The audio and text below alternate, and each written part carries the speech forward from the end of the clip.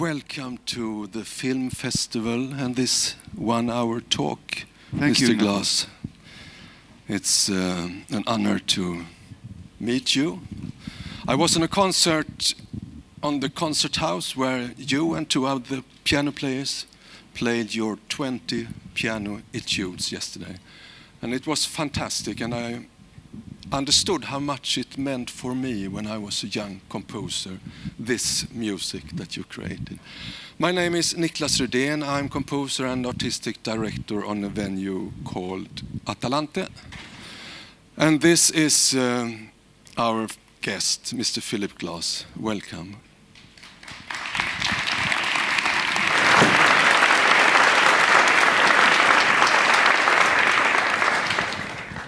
How was it yesterday, playing your music? You know, I had two really good pianists, and I like to hear other people playing the music. Well, first of all, some of the pieces I actually can't play. The first book, I can play the first 10, because they were meant to be studies for myself. But then I wrote the second 10, and I saw right away that it was writing past my ability to play. And I said, well, that's how it's going to be. But they're very good players. They're very different. And the three of us, when we travel, I travel with the Maki Namakawa, but and I find a local someone. He's from Iceland, actually. There was we were discussing with a pianist here, but he became very busy, and at the last minute, then it seemed better to bring Vikingur. That's his Icelandic name. Yeah, a fantastic young Icelandic pianist that played with. He lives in Berlin, by the way. He lives in Berlin. He lives in Berlin. Yeah. He has his making a career of playing already. Yeah. I think it's amazing because on the concert house yesterday, on a huge piano concert, there were, I think, 800 people and very many young people. And tomorrow on Scandinavium, there will be more than 3,000 people listening to you playing with the symphony orchestra to a film. I think it's fantastic that contemporary music can... Nicholas, it wasn't always like that. No. But in the last, maybe starting in the last 20 years, it's been building up. But for a long time, I played in places not bigger than this place. Yeah. In fact, this would have been a big place. Yeah. Tell me about those years when you started this huge movement of changing the art. Well, how was it like? I had no idea that I was changing anything. I was just trying to play some music. I didn't have a musical, political agenda or an ideological agenda at all. I was just thinking about music, and from 20 to 42, I had day jobs. I used to write music at night and did concerts. And the day jobs had to be very temporary because I was also touring. I would go on a tour I started a group right away when I was in my late 20s, and I started a group right away, and we began, we went on a tour about every 3 months. But of course we lost money, so then I had to work to pay for to pay the tours. Yeah. Oh yeah, it was funny. But you worked as taxi driver. I did everything. You can't believe what I did, but it doesn't matter. I got to know the city of New York pretty well at one point. That's true, but I didn't mind it. It's funny. I've been free of certain things that was just by luck, by my temperament. I have very little self-pity. I never felt sorry for myself. I always thought I was having a good time.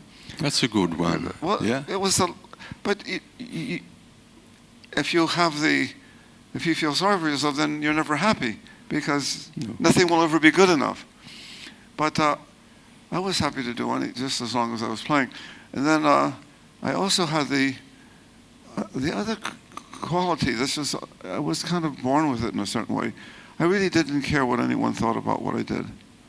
I was completely free of that. So with these two things, no self-pity and paying absolutely no attention, not to what other people's thoughts were.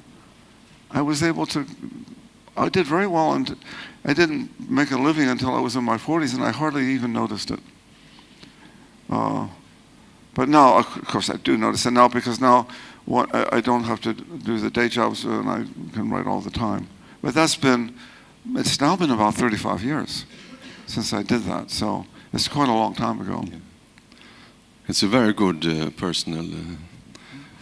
that's a good personality to have when you shall do the things you have done, I think. It's very lucky, because, you know...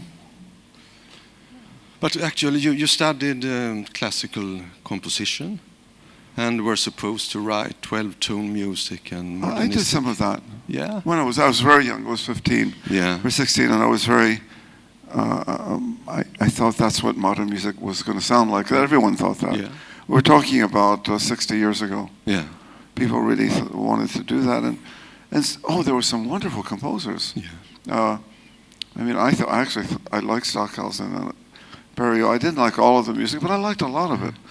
And then we also had in America, we had some other very unconventional people like Morton Feldman and John Cage. So there was a lot of interesting music. In the end, my music didn't sound like any of that. But some people were okay with it. Other people were not so okay. They made them angry or sad or whatever it made them. But you didn't get sad I didn't care. Of that, no? I didn't care. But I remember, I knew John Cage pretty well because he was a friend of some friends of mine. So we would meet now and then. But he only liked one piece of mine. He liked Satyagraha. He didn't like anything else. And he told me that. He said, you know, he said, there's this one piece of yours I like. And I said, why that? That is one, I don't know. One or three operas in this area. I don't know why he liked that, but that's the one he liked. Okay. And when we talked about music, he would look at me and shake his head and said, Philip, too many notes. And I would say, John, I'm one of your children, whether you like it or not. And so we had a kind of a truce. You know, he was older than me, of course. But he had a lot of. He was a very social person. He met people and liked to talk about music. Did you know him, Niklas? Did you ever meet him? No. Fortunately. He was very easy to meet and he traveled a lot. At any rate. But he's very different to you in his work. He's we conceptual didn't. In certain ways, not. No. He had a strange diet, and he was a mushroom collector. He had all kinds of, there are a lot of sides to John Cage that were quite interesting. Yeah. And he liked painting a lot, and so did I. That's how we met, because we had mutual friends who were painters. So you painted also? I didn't paint at all, but at one point I was a studio assistant for an artist. I did that for 3 years, among my many jobs.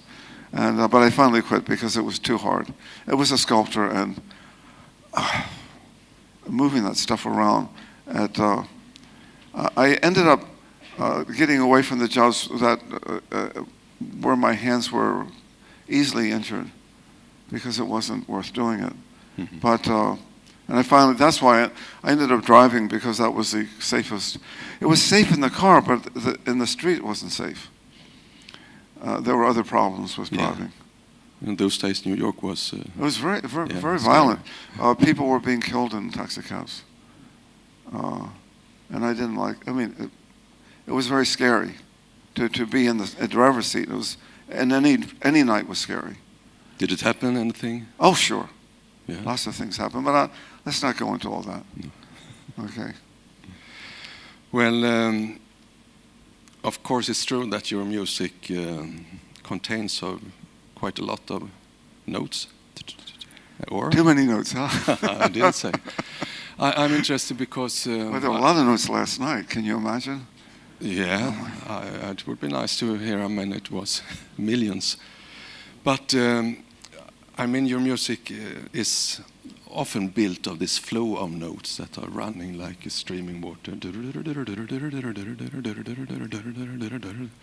And I heard, before you played yesterday, you had a talk, and they asked you what it means to you to work with those repetitive structures all the time, and then you opposed a little bit and said, is it repetitive?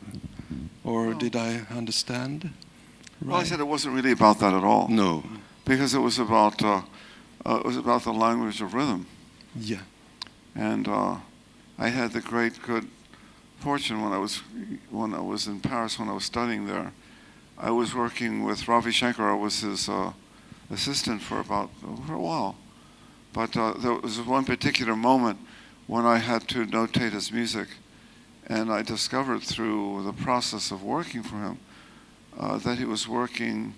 That the rhythmic system was a binary system. It was a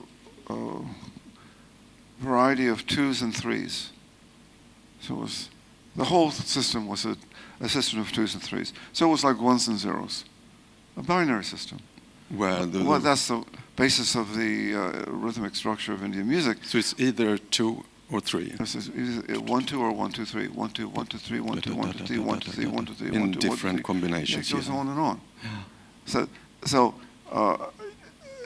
what you're really doing is building large structures out of small units. Yes. And those large structures can function in relation to harmonies and melodies in independent ways. Yes. So that you can reintegrate the elements of melody, harmony, and rhythm.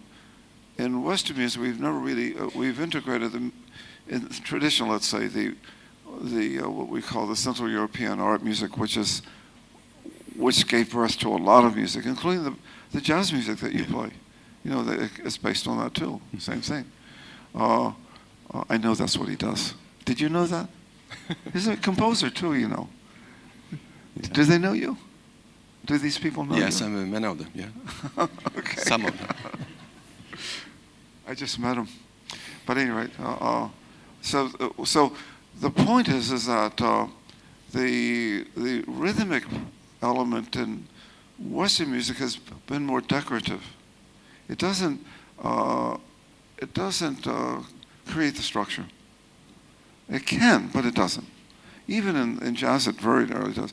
And you listen to some of the wonderful jazz drummers, and they can do all the 3s against 4s and 5s. They can do all that stuff.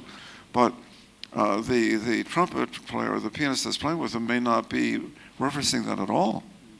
And the same thing happens in symphonic music or chamber music, anything. Because of this, once I understood how the binary system worked, I was able to then, and that's what I began to work. I think when I was about 30, I began to work. That was maybe a long time ago. But I began to experiment mostly in theater pieces, because I was writing theater music at the time, which I've done a lot. And the thing about theater music is that there's a lot of freedom for the composer. So you can make very interesting experiments, and people will hardly notice they're watching the play. You can do what you like, kind of. And you have to be kind of good at it. But apart from that, no one's going to ask you what style of music you're writing in. So you can do a lot of things. Yeah.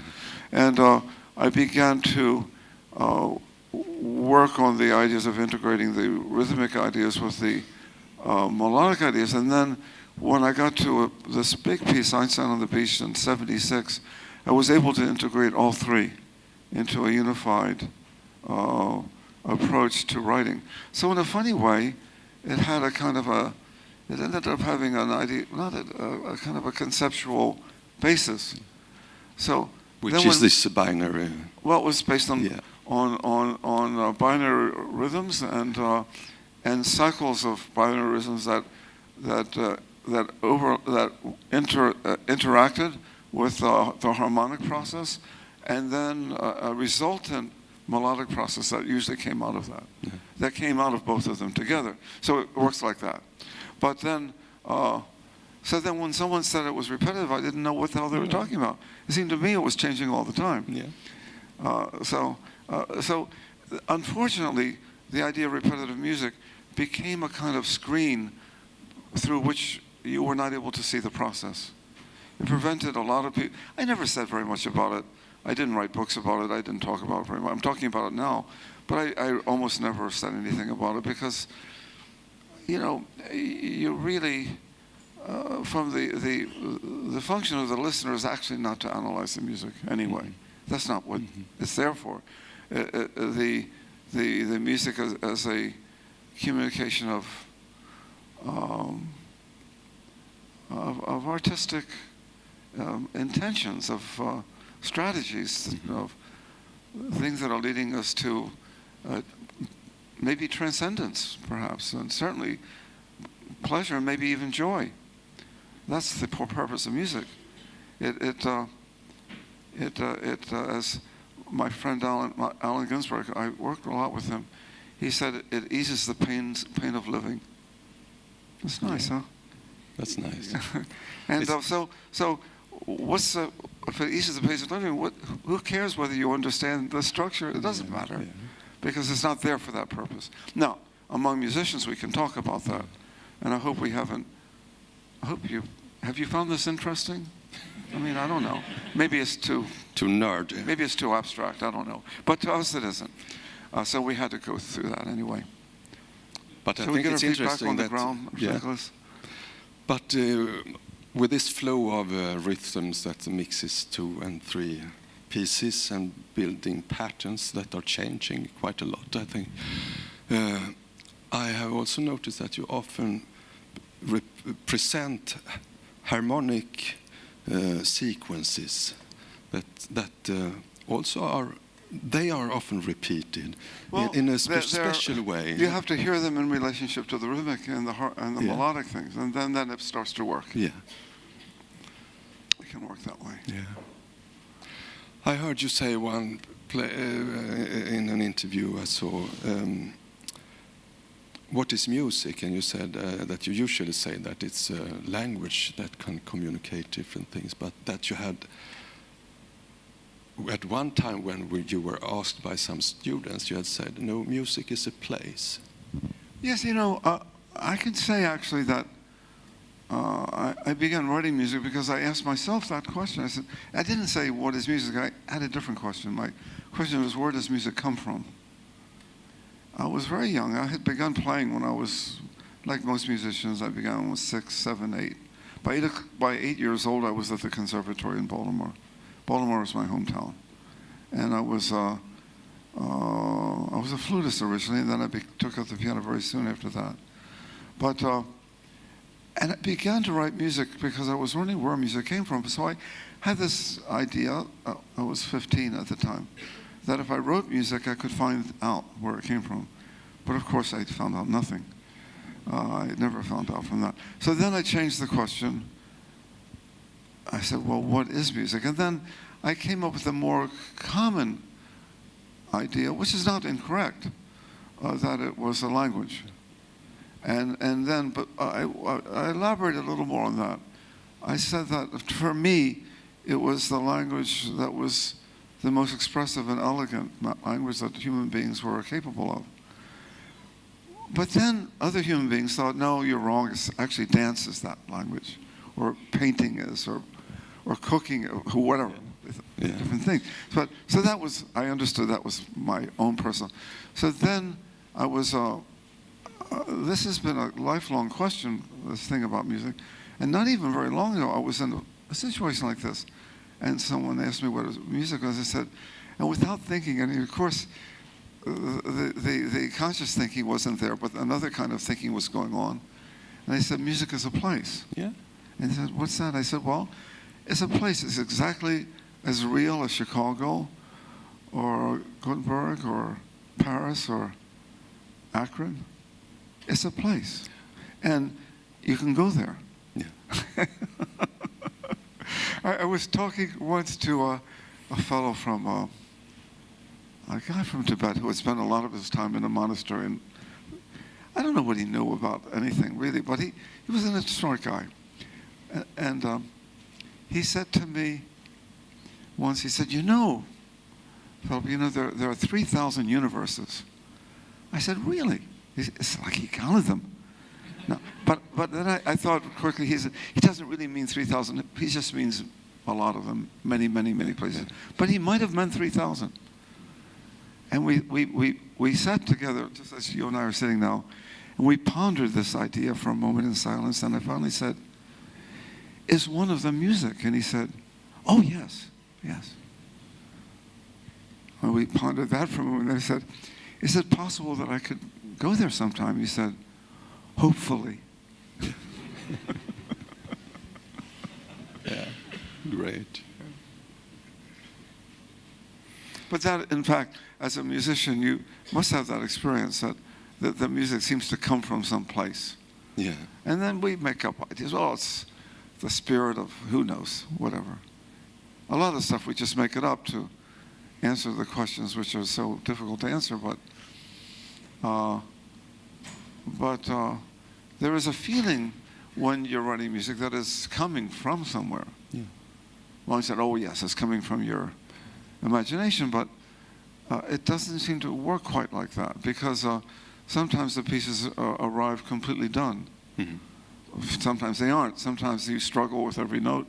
But I've had a few occasions where the piece was almost handed to me.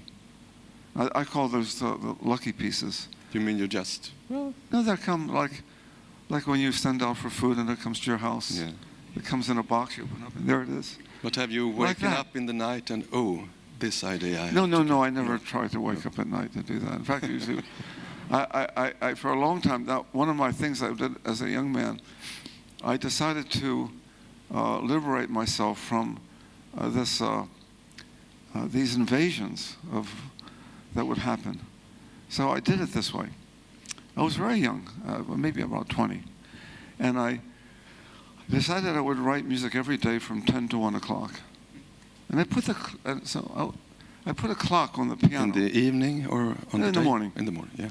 I was just trying to see, because what it was, I didn't want to be disturbed the rest of the day with musical ideas. I would prefer that they came at a certain time. So it was a kind of a Pavlovian experiment. You know, the damn thing worked. After a while, I began to have ideas at 10 o'clock, and they would, by the end of the... but then it took a certain kind of, how can I say it, self-control, because if let's say that I'm trying to sleep and I get a musical idea, I would refuse to go and write it down. I refused it. I said, no, you're not coming, come back in the morning. You know, that lasted for a very long time. And then after I was in my 60s, I'm in my 70s now, after I was in my 60s, I finally decided, oh, to hell with it, if I got an idea in the middle of the night, I would just go write music. And I became much more relaxed about it when I was older. But for about, I would say, close to 40 years, I would only write at specific times of the day. Yeah. And it was a kind of liberation in a certain way. And I just, basically, I didn't pay any attention to it at other times. But on the other hand, I have to say that the periods of time became quite long. I mean, I could have 10-hour periods of writing. Yeah. And after 10 hours, you don't want to write any more music anyway. No. That can be quite long. But, and you have to, I found out that you have to build up to that. If you can make that, you can start with 4 or 5 and then build up to 10 hours, and then you can hold it. I could do it for maybe 2 or 3 weeks, and then gradually it would start to slow down again. I would be back to it slower. I think it's hard to work more than 3 hours with the real concentration. But I can do it twice a day, maybe. But yeah, that's up to you, Niklas. Yeah, of course. But I would have written far less music if I had stopped at 3 hours. And it would have been more difficult to manage the life I'm living. Yeah. You have an immense production behind you. Have you always had this scheduled work to be able to do so many things? I actually like writing music. Yeah. There's something about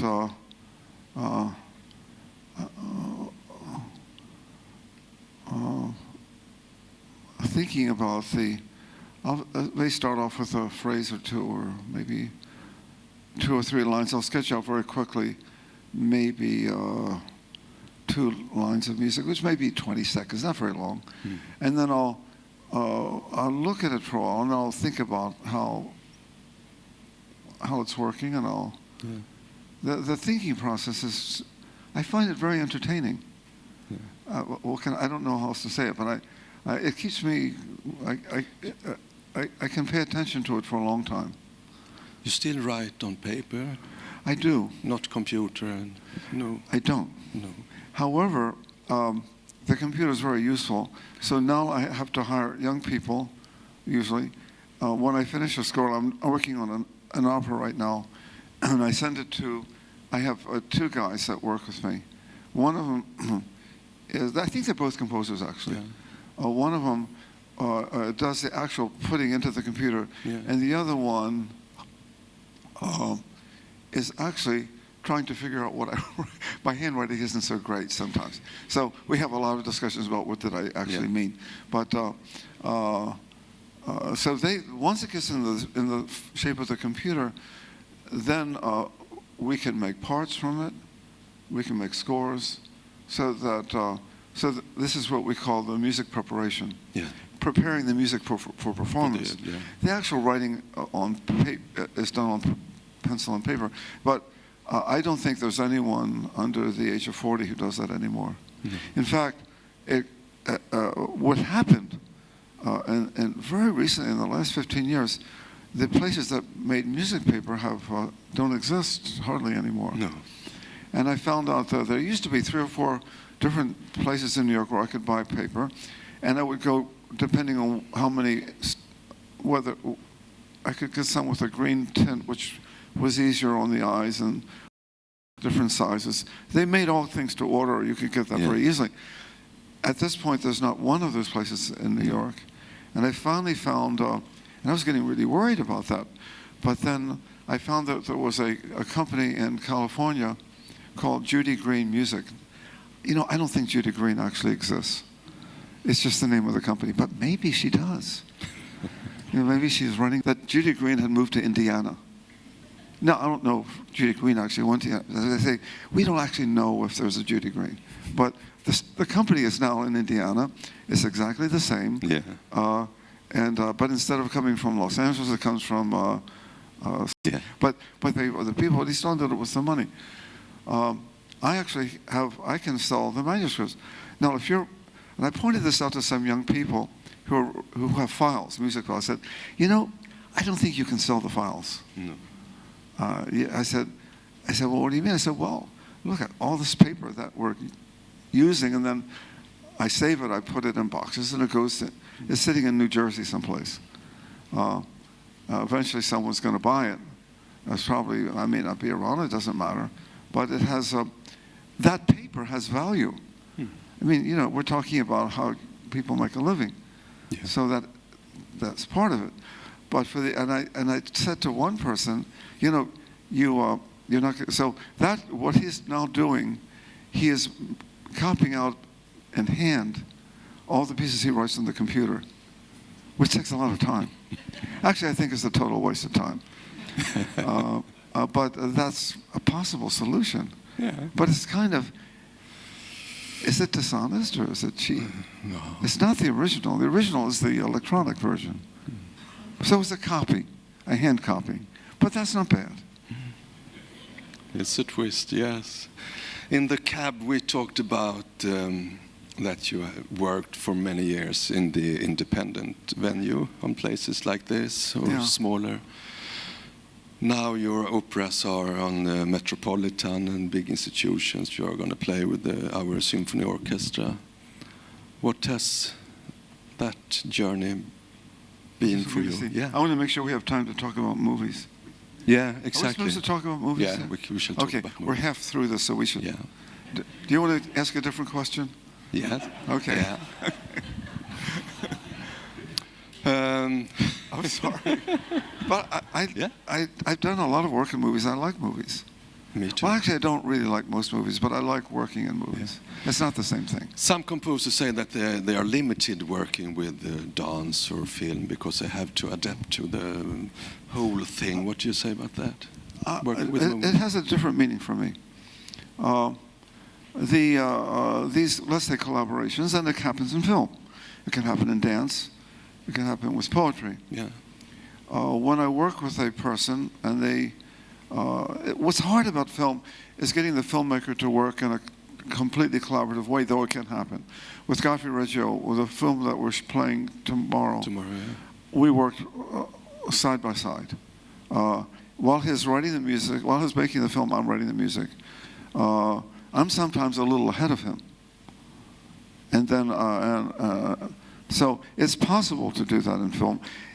But then you discuss industry what to doesn't film, and what's that? Did you discuss what he should film and how it could? Or Well, did he come? Yeah. Godfrey does talk a lot, but I don't listen very much. No. But I'm more interested in how the work goes. Yeah. And he doesn't really, he isn't really like me that way. He likes the work. He likes the process of working. Yeah. It's possible to do that in film, but the film industry, such as it is, does it a different way. They make the film and they put on the music afterwards. But I've been able to not do that on a number of important occasions, but with Godfrey, I never do it that way. And we've done 6 films together now. You probably don't know them all, but they're actually very interesting. Yeah. But I was getting back to the question of the collaboration, which is a more fundamental question, a more interesting one. I've worked with people, especially from other places, from Africa or from Asia, from different parts of Asia, from Australia perhaps. And when I work with people who have sometimes with musicians, but it could be dancers, it could be filmmakers. Yeah. But let's say when I work with a musician who, and we're to do a piece together, and we're working from a different background. So the first encounter with this other tradition, which it is completely frightening, because I have no idea. You don't know what shall happen. Or I don't know what he does, or she does. I don't. Mm-hmm. I was working with Angelique Kidjo just recently, an African singer, and I worked with her recorded voice. But anyway, that's a little bit different. But I was talking about when I was working with Flute Sousa, also an African guy. And we were going to do music for a play called The Screens, Les Paravents by Genet. Mm-hmm. We've been asked to do the music, so we got together. I had known him, I knew his music, and he knew me, and so we went to the studio together, and the director was there also to tell us where the music was, what she needed. Yeah. So the first thing I said to Flute was that he was playing a coro, which is a kind of a harp-like instrument. It's 17, 18 strings. And each string is tuned differently. It's played over a gourd, and the gourd captures the sound and makes it a little bit bigger, rounder. And I said, let's tune the instruments first. That's always a good place to start, because that's where the trouble will be, finally, in the tuning. Mm-hmm. So the best thing is to address the most difficult problem at the beginning. I discovered that over many years working with Ravi Shankar, working with Flute, working with people from China, that's always about that. So let's start with the tuning. I'll tell you this whole story because it's a funny story. Yeah. And he said, okay. So he played a low note, and it was kind of like an A, close to an A. So I played the A on the piano, and he began to tune it to the A. I said, Flute, what's the name of the note? He said, that's the first note. I said, okay. And he played the next note, which was kind of a B. He was going to play a scale. Yeah. And I said, we tuned the B, and I said, oh, what's the name of that note? He said, oh, that's the next note. I'm starting to feel a little uneasy. Mm-hmm.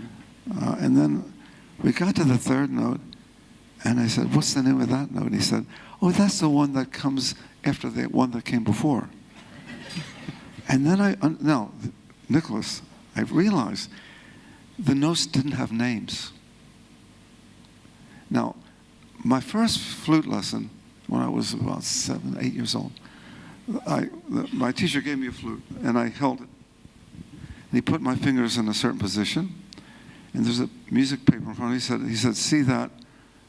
It was 5 lines, and the middle line, he said, that is a B. He said, now blow with the hole here. That sound is the B.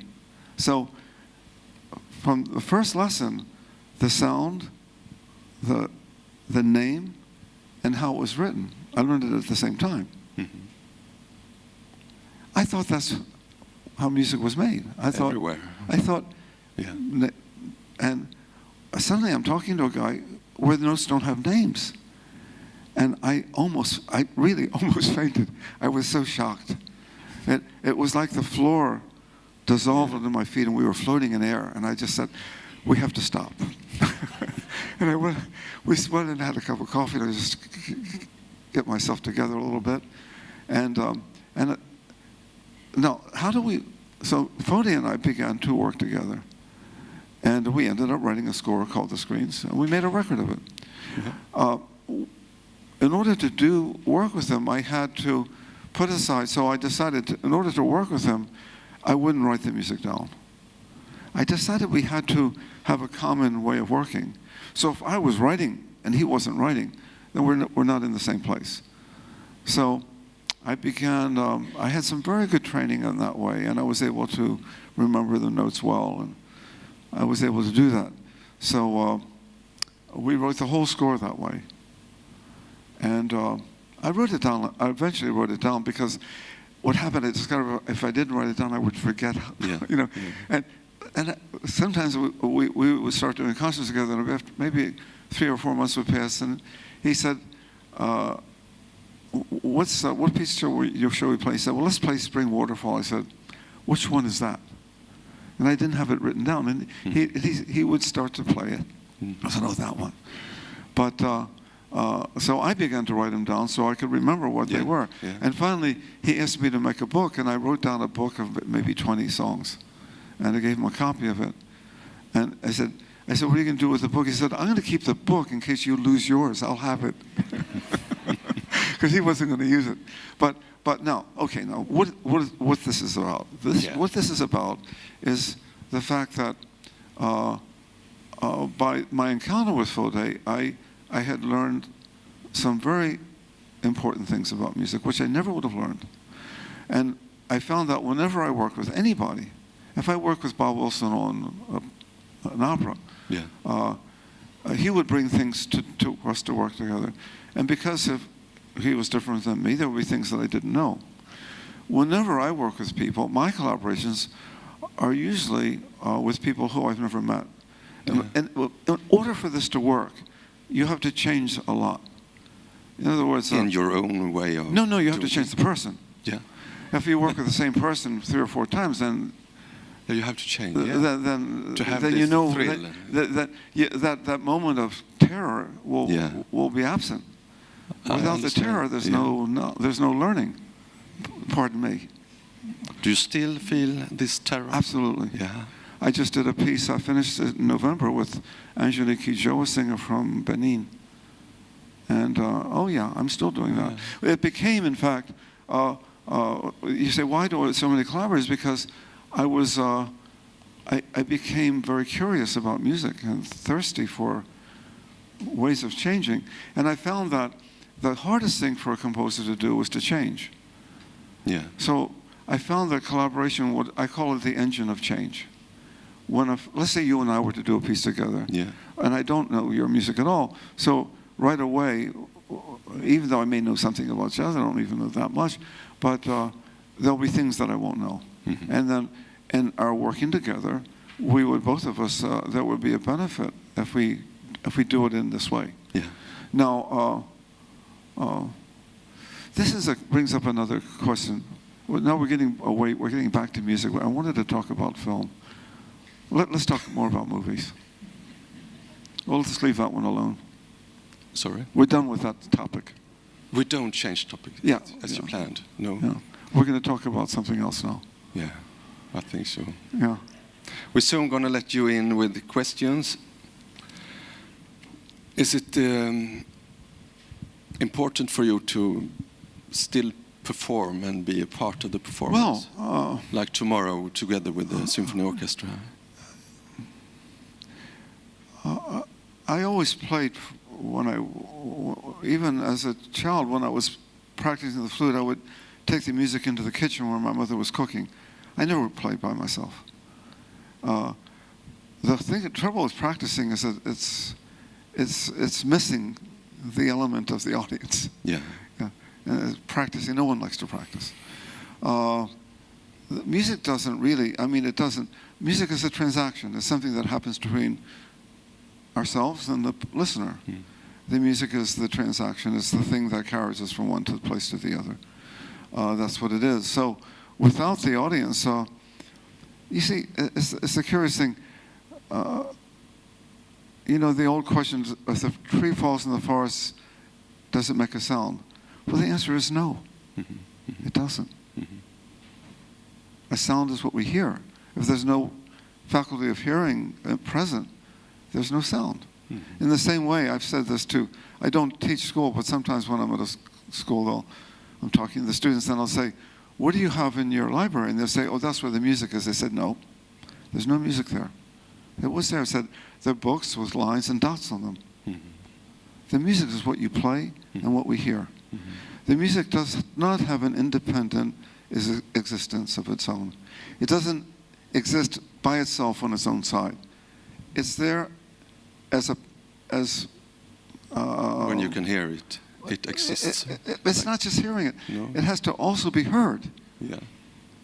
Hearing and being heard is not the same thing. Mm-hmm. So that I discovered that because I always played, and you probably played all the time too. So what happens is that the connection to the audience is a vital one. It's not, I would say vital. That means it's what gives it life.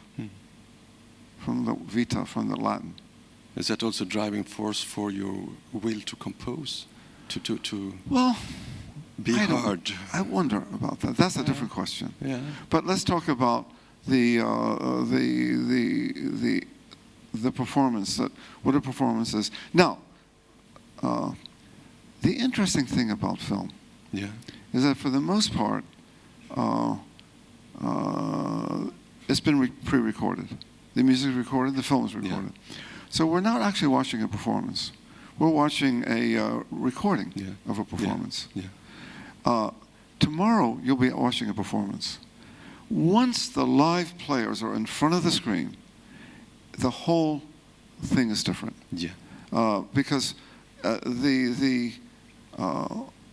we don't work with the click track. We work, Michael, their conductor, is looking at the image. And he is synchronizing and like any good musician, the tempo is always changing. Yeah. He doesn't play at 112 all the time. No. Sometimes it's 112, it'll drop down to 108 and even maybe to 92. And then it might go up to 116 or 120. Mm-hmm. In the course of, if you're playing a Beethoven or sonata, or even you're playing the etudes of mine, there is not, if you look at the music, it'll say metronome marking, but that's maybe an average. It's not actually what's happening. If you synchronize it using that, you've deprived the music of the flow that the music has. When we see a film where the film music has been recorded, you've lost something. Yeah. When you put the players right in front of the film, the flow of the music becomes alive, and the experience of watching the film is completely different. Yeah. Completely different. Now, we used to do this. It's the collective we. When there were silent movies, there used to be players in front of them. Yeah. And then we began to synchronize sound with the image, and for a few years there was nothing. And I actually wrote some music for some of the old movies, like Dracula, where there was no score. Yeah. And I provided a score for it. And we play it live, by the way, with the film. But this goes back to, you see now, think about it historically, Niklas. There's a moment when live music was with film all the time. Mm-hmm. And it disappeared because the industry changed, because the way of making films changed. And we we forgot how to do it. In 1981, Francis Coppola put together the Napoleon film of, who was it? What?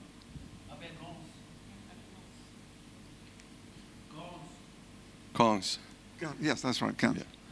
And his father was a conductor, Carmine Coppola. Yeah. They put an orchestra together and they began playing it live. Well, Michael Reese was the conductor. We went to see it at Radio City Music Hall with about 5,000 people. The film was the film. The film was interesting, beautiful film. Three screens. Yeah. But what was interesting that the music wasn't that great, but the music injected something into the experience that was astonishing. Mm-hmm. And I said to Michael, we had just finished recording Koyaanisquatsi for Godfrey, and I said to Michael, we can do this. And I told Godfrey about it, and he said, yes, let's do it live. And within a year, we were doing live performances. So that's 30. We've been doing this for 30 years with that particular film. Yeah. But we do it with a lot of films now. Mm-hmm. I have about 5 or 6 films I do that with on a regular basis as a performance. Yeah. Now, these are performance pieces Yeah. of performance with film. And that's exactly what we're doing tomorrow. Yeah. It's interesting. The people that are coming tomorrow, there are quite a few people coming. I'm sure many of them have seen Mm-hmm. the film, Mm-hmm. but they're coming to see the performance of Yeah. the film. Yeah. And what they're coming, and they're doing exactly, they're right to do that because they're expecting to see something different than they know, Mm-hmm. and they will. Mm-hmm. So this whole relationship of performance to film there are a lot of angles to this. I went after that. I began to do an experiment with the films of Cocteau. I used that as a basis. Yeah. I took 3 films: Les Enfants Terribles, Mm-hmm. Orphée, and La Belle et la Bête. Mm-hmm. And I tried to my strategy was to reinvent the way that we match image to music in the actual function of the piece. Yeah. And I did it in 3 different ways. Mm-hmm. So I have those 3 that I work with. Then I have 6 films of Godfrey's that I do. Yeah. Then there's the Dracula movie, and there are 2 or 3 other films that I actually commissioned filmmakers to finish. I wanted them to make films using music as a basis. And I discovered that almost every filmmaker has some films that they never finished. Mm-hmm. And I said, well, do you have something you haven't finished you'd like to work with? Someone like Peter Greenaway was one of these guys. He said, yeah, he had something. And I said, so I gave him some music, and he finished a film to the music. So I did that with that. So I have those films also. So once you get, now, there's an interesting thing to this. We've actually done it another way. With La Belle et la Bête, I have a completely synchronized, let's say, I've written an opera, which is synchronized to the lips of the people on the screen. That are originally talking. Yeah. Now we turn off the sound, and what you're seeing is the film, and what you're hearing is a live performance, and you can see the singers. I've seen clips from that. It's did you amazing. see that? Yeah. Now,